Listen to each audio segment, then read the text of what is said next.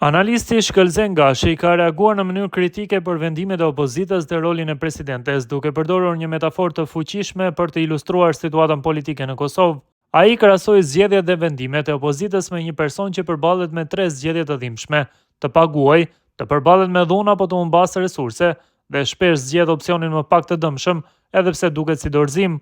Për këtë Gashi kishte një porosi për opozitën. Opozita dhe presidentja, shkruan ai, që aty dikun mes dy luftave botnore, xhanarat e kishin pas nal njanin se leshin me kalu. I thamë për me kalu duhesh, ja me i pagu 100 dinar, ja me pranu me të mshu 100 herë stups, ja me i hangër 100 kep. Tipi vendosi me i hangër 100 kep, por kur mrini ke gjysa, e pa që shtirë e tha ma mirë 100 stupsa, por prap kur mrini diku ka gjysa, i ra pishman, lesa më mirë po i paguj 100 dinar. Edhe opozita, më mirë me nejt në sallë me zgjedh presidenten, pra me i pagu 100 dinar, se zgjedhjet i provuan, pra kepët i hëngrën, tash ne me lazëm me shku prap në zgjedhje, me hangër stups, e në fund prap me i pagu 100 dinar.